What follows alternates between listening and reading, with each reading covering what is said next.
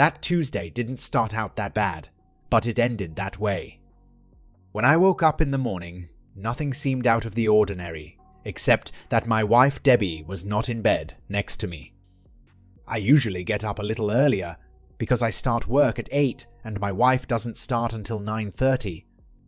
I finished my morning chores and headed downstairs to make coffee for my wife and I when I smelled the coffee already brewing. When I came downstairs, my wife, already dressed for work, was sitting at the corner breakfast table. She smiled at me and we wished each other good morning. While I was pouring myself some coffee, my wife said, "This morning, I will have to leave early for a meeting at work. I'll be free by 5 and be right back home so we can talk as soon as you get home." This caught me a little off guard, and I raised an eyebrow and asked, Oh, did I forget something? What do we need to talk about?" Debbie just waved her hand and said we'd talk about it later, that it was nothing that couldn't wait. With that, she stood up, put her cup in the sink, kissed me goodbye, and was out the door before I could respond. Before I dive into this story, I need to tell you a little about us. I'm Tim Johnson. My wife Debbie and I have been married for over 41 years. That's right, we got married right after finishing school when we were 18 years old. We have known each other since 2nd grade. We dated all through high school, and we both knew we were meant to be together for the rest of our lives. Neither of us had ever dated anyone else, so we learned about sex together and were the only sexual partners. Heck, I've never kissed another woman other than on the cheek as a greeting, and I guess it was the same with my wife. We attended the same college as a married couple, living in a cheap apartment and working part-time jobs to get by. I had a guy bill to help with school expenses, and her parents were helping her, so while it was a little difficult, it wasn't too harsh. We actually started our family while we were still in college. Our oldest child, Terry, is 37 years old and married with 2 children. She works as a family law attorney for an out-of-state firm. Our second, Darcy, is 35, single, and works in Washington as an assistant director at the Department of Agriculture. Our little Sydney is 34 years old and married to a police officer in our hometown. She is raising our 2 grandchildren and is a hard-working stay-at-home mum. We are very proud of all 3 of our girls. After high school, I went to work as a risk analyst for a large insurance corporation. Debbie became a high school teacher in the local school district and then worked part-time in the administrative office. At 59 years old, we are both in excellent physical shape. We have both always been very active. I play golf, swim, and go to the gym at least 3 times a week. However, my wife embarrasses me with her discipline in her workouts. She goes to the gym 5 days a week and runs long distances almost every day. I may be biased, but she is still the most beautiful woman I have ever seen. She weighs the same as she weighed on our wedding day, not bad for 3 kids and 41 years of marriage. When we were young, she was so beautiful that when she walked into a room, even women would stop to stare at her.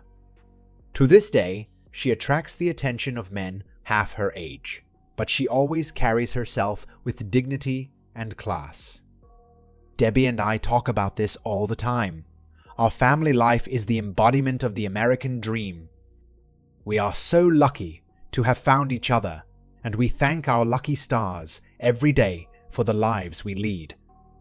Unlike most men, when they hear the words, "Honey, we need to talk," I don't feel horrified or break out in a cold sweat. I was curious, but after all, we talk all the time. We call them family discussions, and we've had them since before we had kids. It was our way of planning our lives, but she didn't say that we would have a family discussion. At work, I wasn't preoccupied with anxiety about the upcoming meeting, but I did daydream a little about the unforgettable lovemaking the night before. Debbie is a very lively and spontaneous lover. she doesn't hesitate to tell me what she wants and gets her way. She never fakes an orgasm because we discussed a long time ago that we should be honest with each other and strive to make our love life better, and faking an orgasm will not help with that. Debbie is not the type of lady who has series of small orgasms. When she crosses the line, she screams with incredible force. Her whole body shudders, her eyes roll back, and sometimes she loses consciousness for a few seconds. She doesn't even want to be touched for several minutes because her whole body is so sensitive.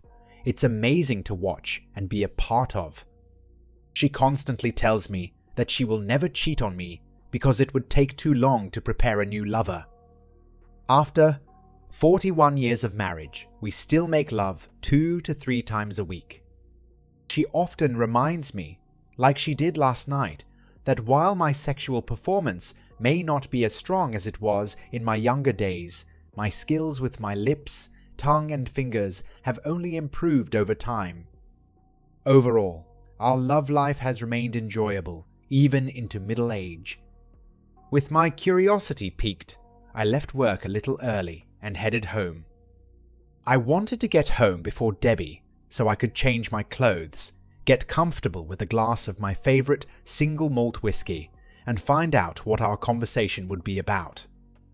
My curiosity turned to concern when I pulled into the garage and saw my wife's 7-year-old Camry already there. My anxiety increased when I saw her sitting at the table with a glass of wine in her hand, my scotch already poured and placed in my place. She looked very confused as she kept rubbing her knee with her free hand.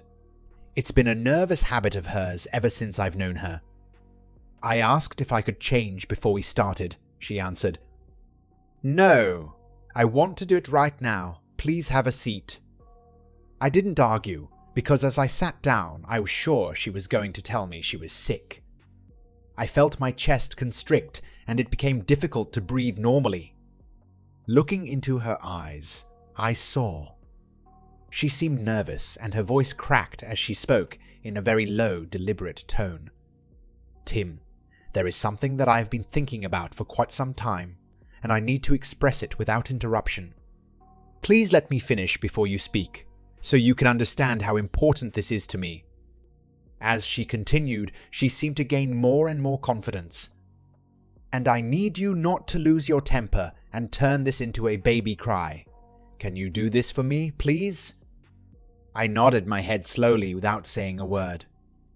At least she wasn't going to tell me she was sick, but I suspected it would be much worse, and I was right. "Darling, you know that I love you more than life itself. Since my school years, I have loved only you. There was no one else in my life." My chest hurt more and more. It became more and more difficult to breathe, and my shoulder began to ache as she continued. "You and I will spend our old age together, rocking our great-grandchildren on our laps. We will travel the world together, but there is something I must do." The pain in my shoulder was now radiating into my left arm, and I was feeling dizzy. I couldn't catch my breath. "Tim, pay attention. This is very important." I just nodded, thinking that this couldn't be happening to me. "I've been thinking about this for months now, and there's something I need to do before I get too old." The room began to spin, and it seemed to me that someone was standing on my chest. "I'm going to date other men to understand what I've been missing all these years. This won't last forever, maybe 6 months, and I will become your loving wife again, proving to you every day how deep my love is for you." I started to say something, but nothing came out of my mouth, and then everything around me went dark. Light emerged from the darkness, trying to break through the haze. I tried to open my eyes, but my eyelids probably weighed 2 kilograms each. I struggled to open them and finally succeeded. "Where have I been? What were those beeps? Why can't I move? What is my name? I must be in the hospital. What happened to me?" All these thoughts ran through my head when I remembered that I was Tim Johnson and I was in the hospital because my wife tried to kill me. Why did she try to kill me? My brain worked a little better. I was sitting at the kitchen table. She was talking. Then I remembered the conversation. It wasn't really a conversation, but rather something she said to me. She said she was going to kill me. As the fog in my brain cleared, I noticed a nurse standing by my bed, looking at me and smiling. "Welcome back, Mr. Johnson. My name is Nurse Smith. You are at Mercy Hospital because you had a very serious heart attack a few days ago. It's called the Widowmaker, and you're lucky to be alive." It's funny, but I didn't feel lucky. It's 3 o'clock in the morning, and the doctor will come later this morning to talk more about your condition. I tried to speak, but nothing came out because my throat was sore and dry. Don't try to talk, Mr. Johnson. You had a ventilator in your throat, so it will take a few days for it to heal on its own. Now I was thinking more clearly and made a writing motion with my hand. Nurse Smith handed me a pad and pen. I wrote it in big bold font. "No visitors." She answered, "Oh no, you had a lot of visitors. Your wife and daughters were here." She must have noticed how I flinched and fell silent. I furiously wrote, "I do not want any visitors." She seemed surprised, but asked, "Are you sure?" I simply nodded my head. I scribbled another note, "Do not share my medical information with anyone." Her eyebrows shot up, but she just nodded her head as I wrote another note. "Is there anyone here at the hospital who can help me fill out the Do Not Resuscitate form?" I'm sure I shocked Nurse Smith, but she kept her composure. "Your condition is not so serious," I interrupted her by furiously tapping my notepad. "I'll convey your wishes to the day shift." She patted me on the shoulder and quietly left the room. I decided that my life was over anyway, so if something happened, why let the medics resuscitate me? Based on my luck, I'll probably survive, but I'll turn into a vegetable, so screw it.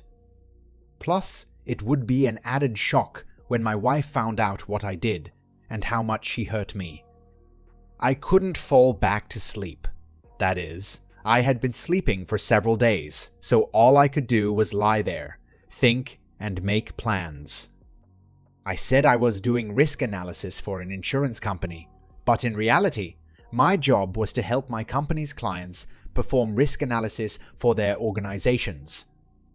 This was a service that my company offered and many clients used it.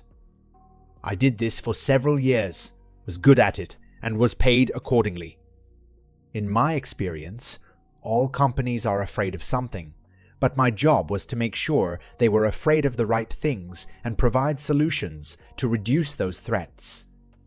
There is a specific process for doing this kind of analysis, so I decided to apply the same strategy to solve my problem. I know my wife wasn't actually trying to kill me with her statement, but damn, she almost did it. The actions I just took will buy me time, and time is what I need to figure things out. Lying in bed and waiting for dawn, I began to analyze my situation. I am one of those strange people who, when I think, talk to myself, and this case was no exception. Okay, Tim, you've bought yourself some time. Now let's think about the real issues. There was nothing unusual in the fact that my wife spoke very directly and briefly. So she wasn't trying to shock me with her statements. It was just the way she approached everything her entire life. What she said, she's been thinking about it for months. Should I have noticed something? Changes in her behavior? Did she give me verbal hints that I missed? Maybe she has already cheated on me. I answered all these questions in the negative. Debbie is not flighty and doesn't tend to act at random. She acts deliberately, but once she formulates a plan of action, she does not hesitate or chat in vain, but goes ahead. Another very important fact, she didn't say she wanted to date other guys, she said she was going to date other guys. So Tim, you have a real problem that most likely won't go away because she put you in the hospital. Crap! So Tim, here are the scenarios I see. 1. You can just let her date guys and hope that sooner or later she'll get it out of her head and we can go back to the way things were. Secondly, You can try to talk her out of it, because honestly, I can't imagine myself being a husband who shares his wife. Third, just divorce her and be done with it. Or fourth, you can just die and not worry about it. Honestly, the fourth option doesn't look that bad right now. I still feel like crap. Obviously, I was wrong.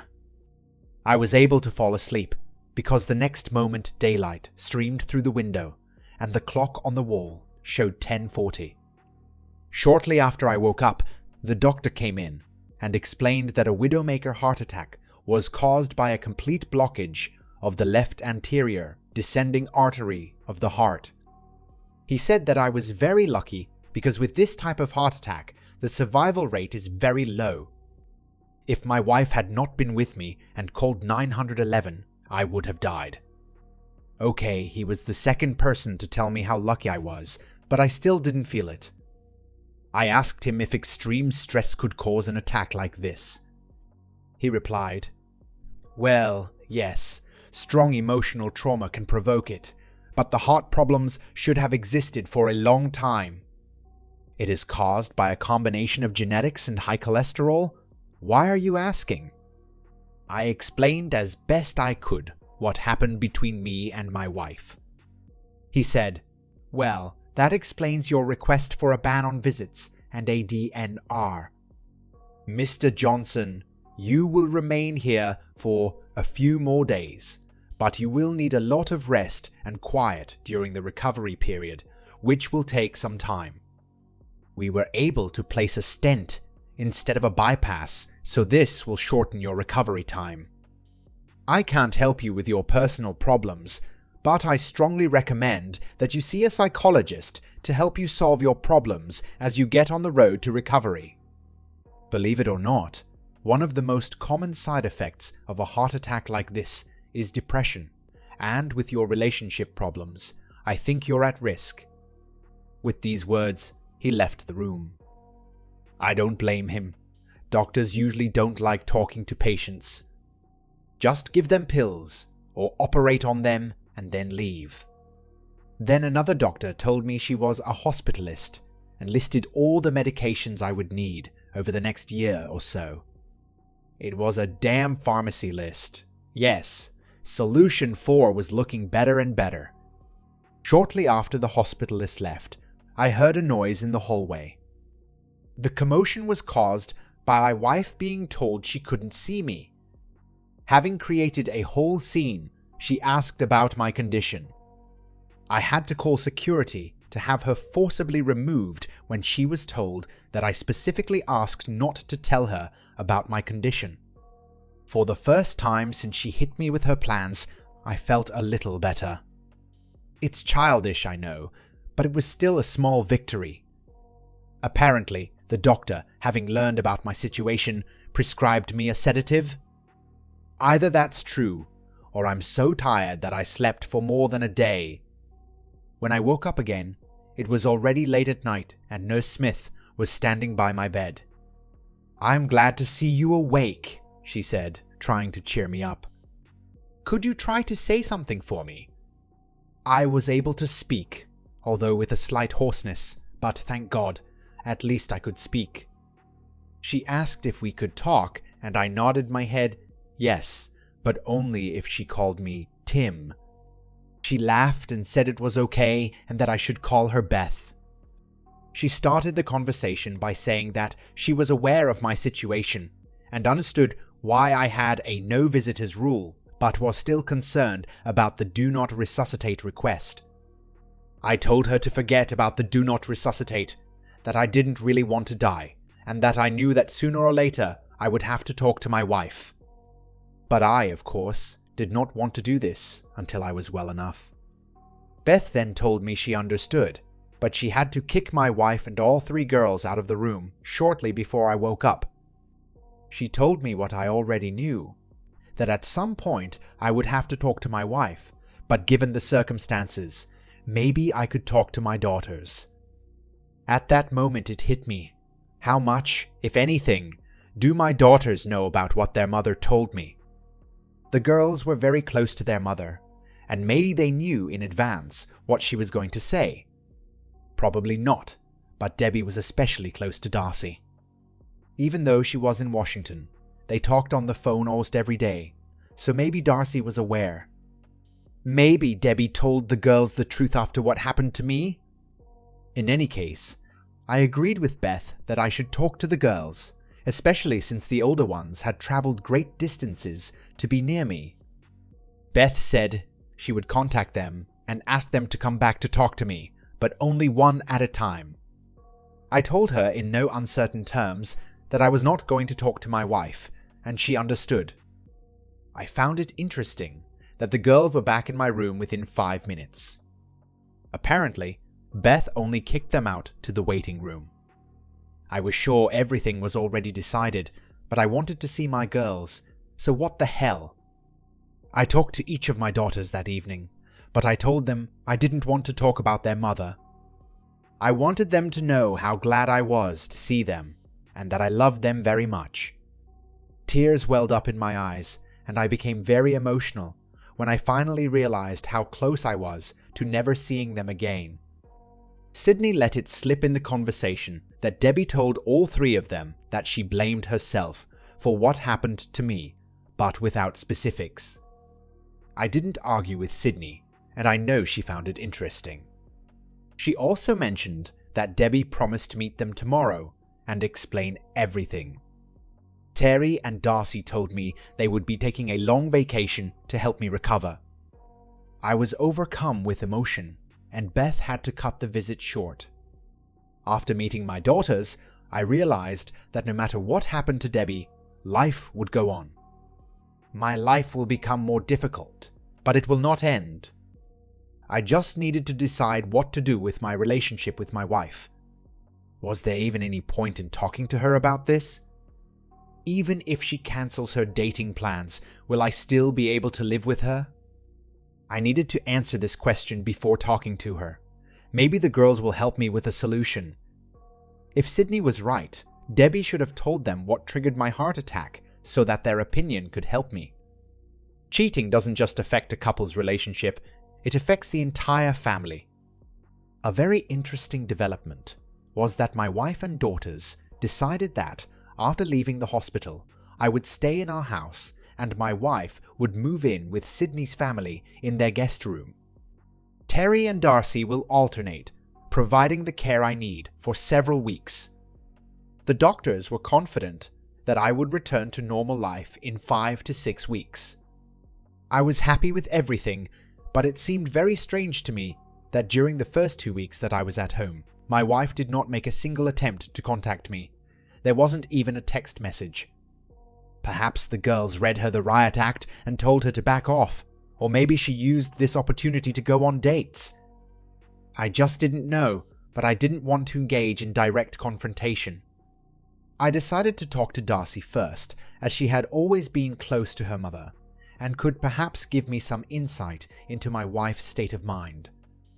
Darcy and I met alone in the house, and she knew in advance that I wanted to talk to her about this incident.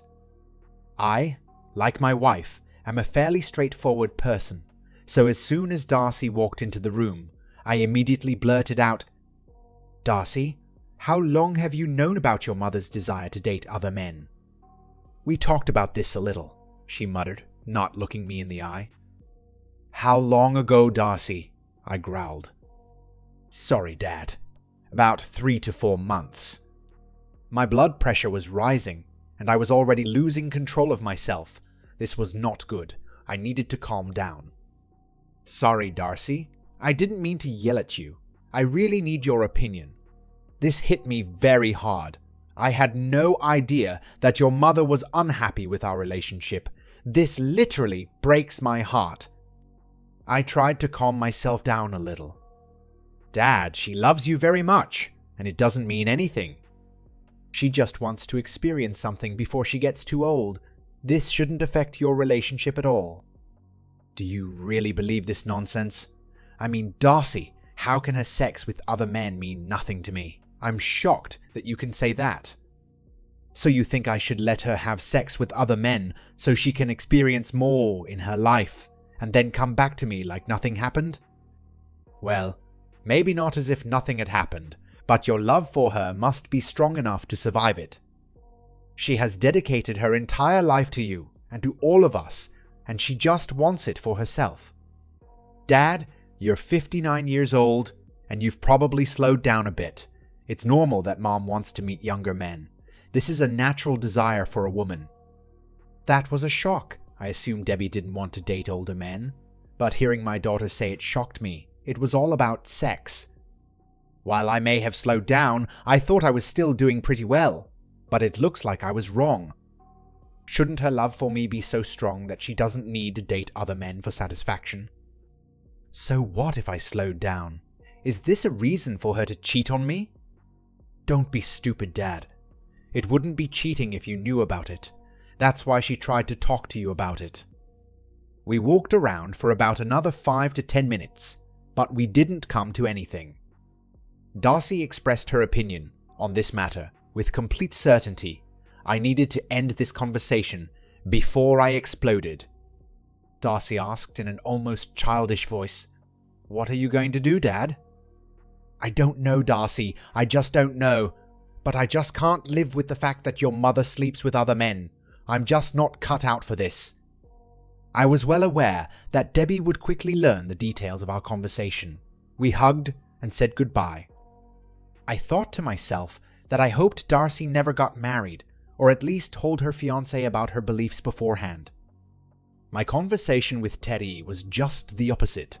She entered the room, all excited, and spat out, "I can't believe this bitch is doing this to us." "Hey there," I said, raising my hand to her face. "It's your mother you're talking about, and she's not doing this to us. She does this to me." "Understand, Dad, when someone in the family cheats, it affects all of us. So yes, she is cheating on her family." Teddy, you said cheating, but didn't you mean she's going to cheat?" "You really don't know, do you, Dad? She's been seeing men since you went to the hospital." "I think she was doing this even before you had your heart attack." "I don't think she slept with any of them yet, but she's definitely bugging them." I suspected that after this revelation, my relationship with Darcy was practically over.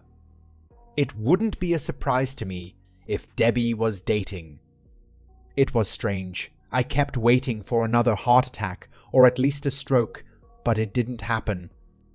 I only felt sadness because at that moment I realized that my marriage was over.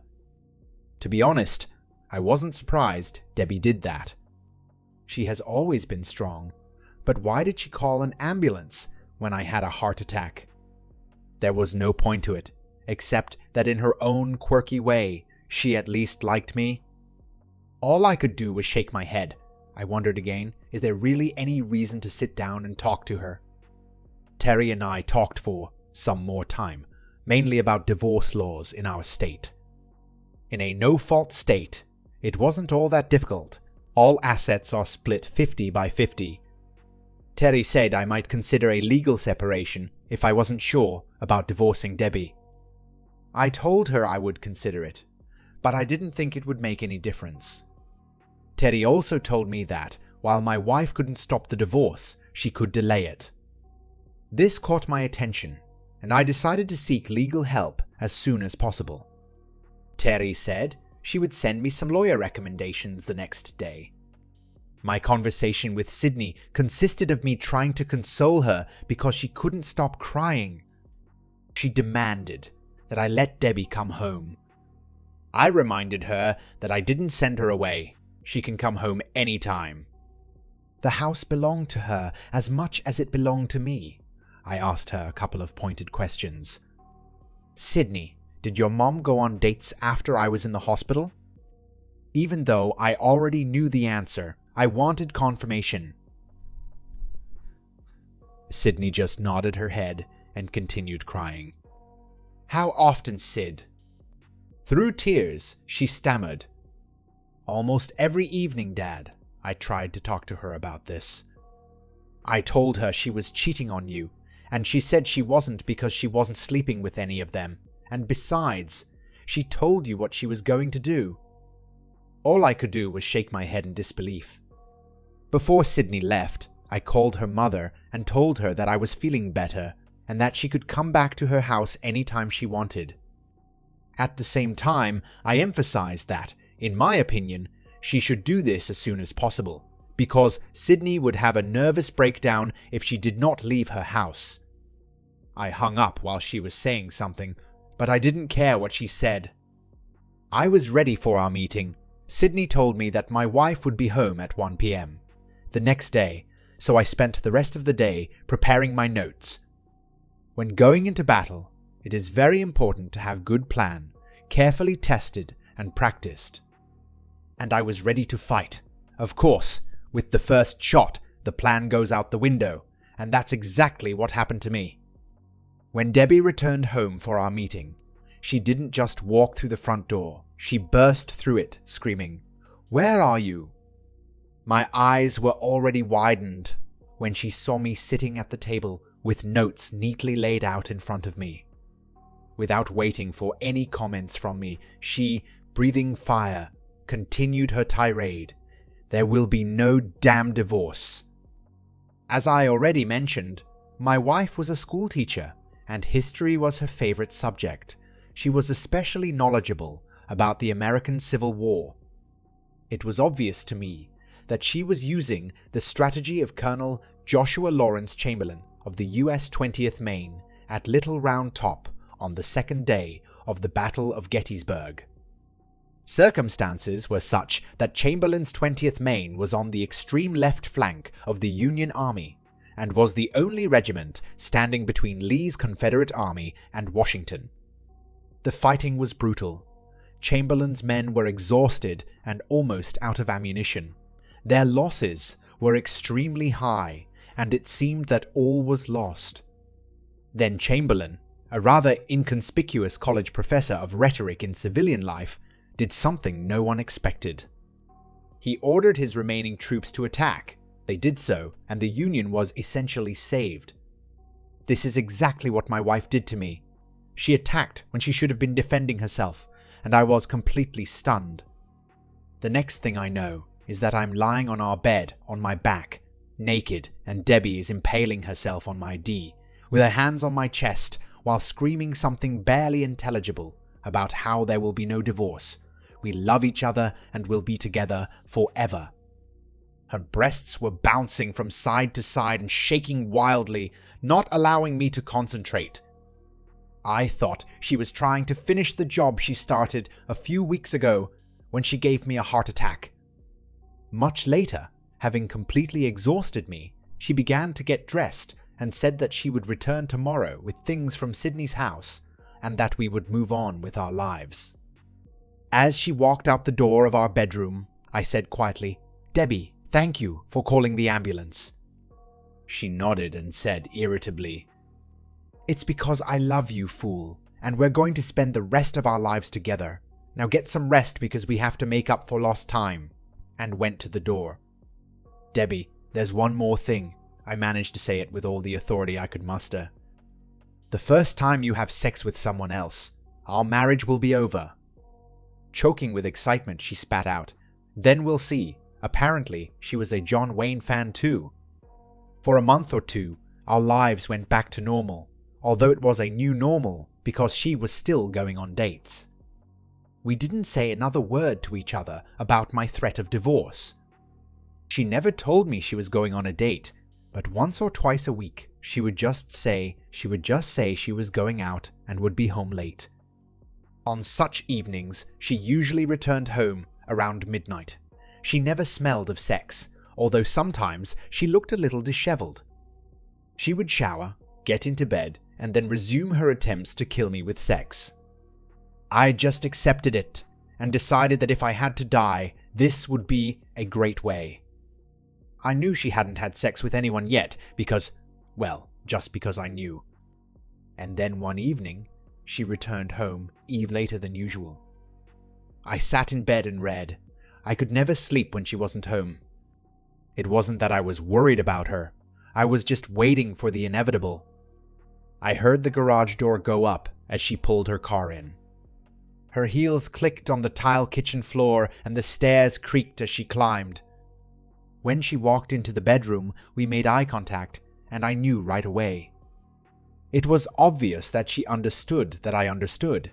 She broke eye contact and walked into the master bathroom as she spoke. "This means nothing. This is beyond us and will end in a few months. No need for further discussion," and she closed the door behind her. When I heard the shower turn on, I stood up and went to the guest room. Not only did I lock the door, but I also moved the chest of drawers next to it. I wasn't going to make the same mistake I made at Little Round Top. Somehow, I knew she wouldn't chase me. It wasn't like her.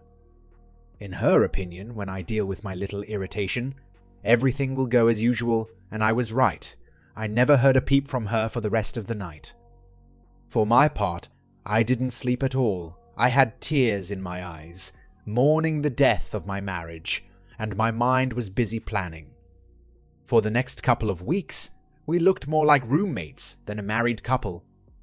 We were polite to each other, but just went about our daily routines and responsibilities. I know she went out a few more times, but I didn't know what she was doing. I moved completely into the guest room and was usually asleep when she came home. Yes, I really was asleep. I found that as my plans progressed, I became increasingly calm and confident that I had chosen the right path. I never went through a period of woe, is me hand-wringing. I didn't question what I could have done better. I didn't blame myself for not being a more attentive husband. I refused to apologize or take responsibility for not being aware of all the emotions my wife might be feeling. In my understanding, marriage is a contract. She broke the contract, not me.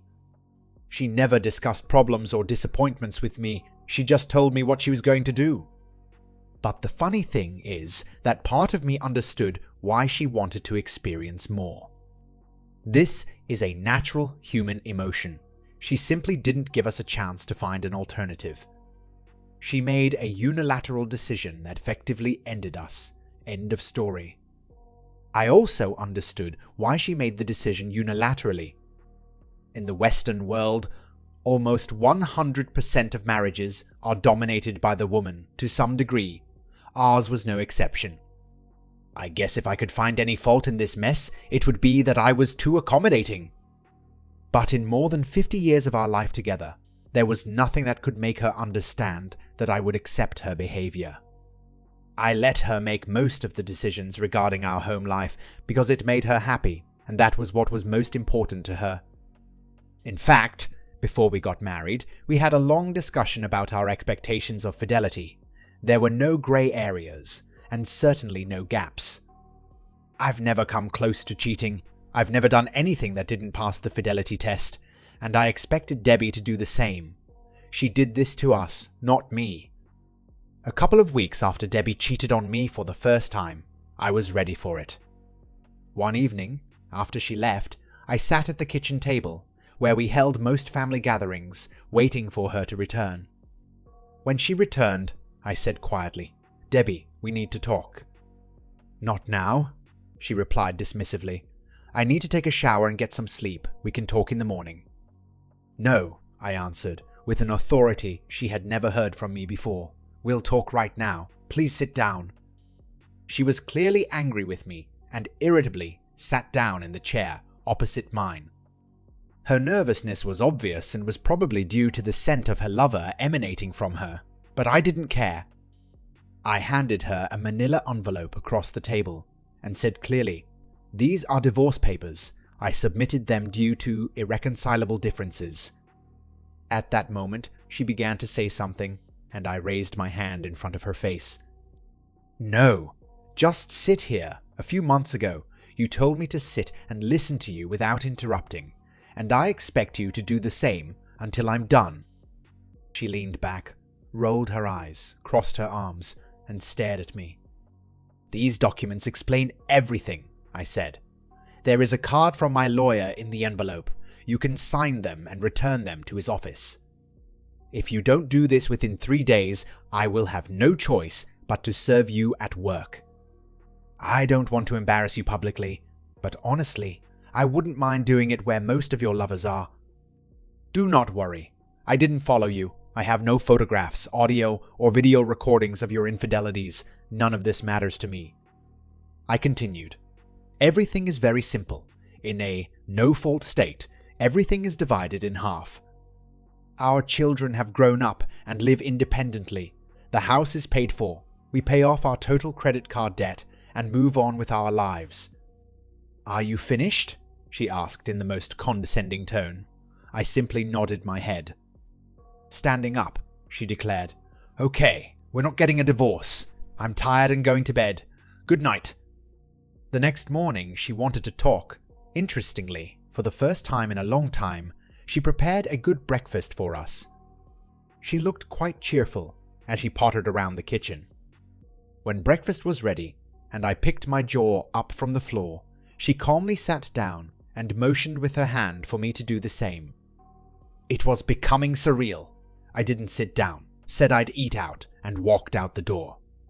She didn't know that I was heading to an apartment I'd rented not far from work, and that I had no intention of ever setting foot in that house again except to pick up my things when the divorce was finalized. I thought I heard her crying softly as I got into the car, but I couldn't be sure. At this point, I had no intention of continuing the conversation. My direction was clear. She never had any contact with me except through her lawyer, and I did the same. She, of course, did not sign the papers, and I asked to officially serve her at work, as I said. She found herself a lawyer and began to do everything possible to disrupt the divorce process. No amount of persuasion on my part, or on the part of our daughters, influenced her actions. But in the end, there was nothing she could do to stop the divorce, and after 6 months, we were finally in family court with our lawyers. To be honest, I didn't really pay much attention to what was being said. I just wanted it to be over. My lawyer told me that this was the only formal meeting I had to attend, and I was grateful. But when the judge spoke directly to my wife, I sat up and focused my attention. Mrs. Johnson, why don't you want me to grant this petition for divorce as written? Everything looks like a fair distribution of wealth. My wife responded, standing in front of the judge, dressed as if she was going to church. Your Honor, several months ago, I made a terrible decision that destroyed our 41-year marriage. At the time, I was going through menopause and had trouble thinking clearly. I felt old and unattractive. Several young men at work flirted with me and showered me with praise and attention. The sad thing is that I ridiculously thought that my husband would understand and allow me to have a few months of harmless flings. I was stunned when she continued. He knew I'd been seeing other men for months, and I figured he wouldn't mind. Now I understand that I was wrong. I stopped dating anyone when he filed me divorce papers. I actually went to see a therapist several times a week, and she helped me realize how wrong my actions were. I know I can't stop him if he insists on divorce, but I was hoping you could set us up for couples counseling to try to repair our marriage. We've been together for over 50 years, and I feel like the least my husband could do is agree to go to therapy together before walking away from our marriage. As Debbie sat down, she looked at me with a sly grin on her face. I was sure that the judge would definitely ask Debbie to marry him. He liked her speech so much. This was not good at all. I looked pleadingly at my lawyer to do something when I heard the judge address me. Mr. Johnson? Mr. Johnson, are you paying attention? I asked you, what do you think about what your wife said? She made very convincing arguments. Surely your 50-year relationship is worth trying to save? Oh crap, I said to myself. This can't happen to me. My wife could hardly contain her glee. My lawyer was scribbling something on his notepad. Looks like he was drawing a big Phillips head screw. I'm completely screwed. But then an epiphany came to me. I was back in the fight, and the first shot had already been fired. I answered, Your Honor, may I take a moment to process what my wife said? She really gave me something to think about. I'd like to talk to my lawyer. The judge answered rather good-naturedly. Of course, I think it's reasonable. Everyone in the courtroom felt like they were witnessing a true hallmark moment. I quickly turned to my lawyer, who had by this time finished screwing in the Phillips head screw. What happens if I withdraw my divorce petition right now? Will he still be able to schedule a consultation? My lawyer, who looked like Clarence Darrow, turned and said, No, he can't. The court will no longer have jurisdiction in this matter. One more question, Clarence. Who? It doesn't matter now. What would happen if I just disappeared? My wife would have to serve me to get a divorce, right? Yes, but in reality it's not so simple. In a year she may get a divorce due to the fact that she was abandoned, he answered. Only if luck smiles on me, I said thoughtfully and sighed heavily. Is there a law that says I have to live with my wife? My thoughts are racing now. No, it doesn't exist, he answered in the manner of a lawyer. Then a light bulb went on in his head, and he asked, Will I still get paid? Of course, Clarence, of course. I smiled broadly, straightened my tie, wiped my hands to smooth my trousers, and stood up to address the court. Everyone wanted it to end like a Hallmark movie, and I was going to give it to them. Well, sort of. Your Honor, in light of the fact that my wife has spoken in the most convincing manner, I immediately withdraw my petition for divorce. There was real bedlam in the courtroom. Although no, there were only about 12 people there, and it was lunchtime, so those who were not involved in the process got up to go to the cafeteria. The judge slammed his gavel, granting my request, smiling widely and with tears in his eyes.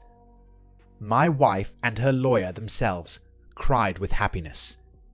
I was furious, but I put on what I hoped was a happy face and walked straight out of the courtroom. I walked to my car with my wife following me, muttering something about how happy we were. I started the car and left it in the parking lot, wondering what just happened. As I pulled out of the parking lot, I threw my phone into the bushes and drove straight to work, where I immediately went to HR and retired. I realized I could rely on my $401,000 since I turned 59 and a half years old. I won't be able to get Social Security for a few more years, but with my 401 and our other assets, I knew I could do it. From work, I went to our bank. I did all the things people do right away when they get divorced. Our house was paid off and cost almost $1 million. Everything else we had was roughly equal to that value, so I was going to take it all, put it in just my name, and put the house under Debbie's name. My family didn't know where I lived and only contacted me through work or phone calls, so I had time to complete my plan without any hindrance. 2 weeks later, having made an appointment with Debbie, I drove up to our house, now probably my wife's house, in my brand new 11.5 meter Class A Georgetown motorhome. My new Jeep Wrangler 4x4 was hooked up to the tow hook behind it and ready to go. I knocked on the door and heard Debbie approaching from inside. All 3 of our daughters were there too, because I warned them about my arrival. I knew there would be trouble, and I wanted them to look after Debbie. Honey, you're home. Thank God we were so worried about you. The girls had already looked at the mobile home and were smart enough to suspect something was wrong. Darling, I actually stopped by to say goodbye. What does it mean to say goodbye? We will always be together, won't we? We have always been together, dear. I'm just going away for a while. But Tim, what about work? I'm retired, Deb, and I'm going to spend some time traveling around the country. But honey, I can't leave the school district so quickly because school has started. I know traveling around the country in an RV is our dream, but right now I just can't do it. She still didn't understand, but my daughters understood, and they were stunned.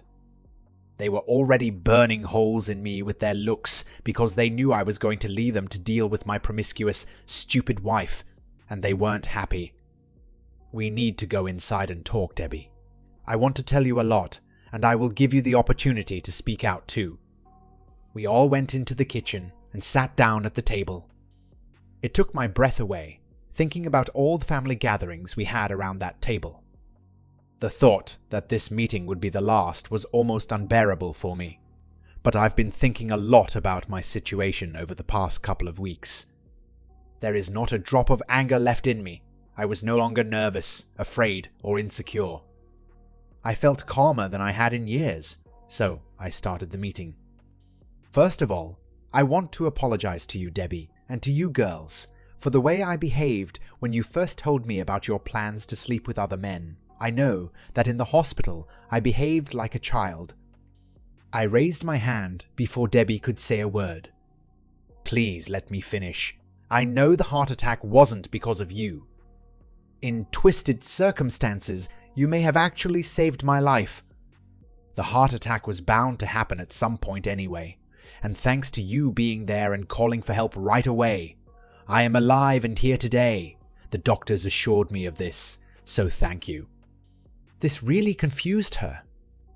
I've been thinking a lot since our trial, and I realized something, Debbie. Neither you nor I have ever been on our own. We've been together since elementary school. I think I now understand how you felt when you told me what you were going to do. I focused on the sexual aspect of your desire, although I think what you were really saying was that you wanted to be alone. You wanted to stand up and take your life into your own hands. Then I realized that I was in the same position as you. Our whole life, all our plans were made together, and now I also want to live alone. I think we both need some time apart to figure out who we are as individuals. At this point, I let her speak because it would be impossible to stop her. But I don't want to be alone. I will never give you a divorce. We will be together until the end of our days. I screwed up so much when I told you all this. How she managed to say this through tears and sniffling, I don't know. She looked like she was about to hyperventilate. The girls, despite the tears in their eyes, remained surprisingly calm and quiet. Deb, I accept that you will never give me a divorce, and I don't want to get a divorce anymore. For me, it doesn't make any difference, but we won't live together anymore. I need to understand who I am outside of us. I handed her a document on the right to inheritance across the table. I give you the house and take most of our other assets, and in the end, it's 50-50. The girls were now crying openly because they understood. Tim, honey, don't do this. I can make it up to you. I know that in time you will be able to forgive me. I haven't dated anyone for months. My therapist helped me realize how stupid I was. Please don't do this. You said you'd be back. I've already forgiven you. Deb, maybe someday I'll return. I release you from our wedding vows. I want you to experience everything you want in life without any guilt. I just can't be here while you're doing this. But how can I contact you if I need to talk? You can't leave me like this. It's not fair. She lowered her head to the table, sobbing hysterically, unable to speak further. I turned to my daughters. Girls, I'm very sorry that everything turned out this way. I will always love you, and please take care of your mother for my sake. If you need to contact me, you can email me. I don't have a phone number or mailing address because I don't plan to stay in one place for long. They were all hysterical when I stood up and walked out the door. I got into my mobile home and, without looking back, set off for a new life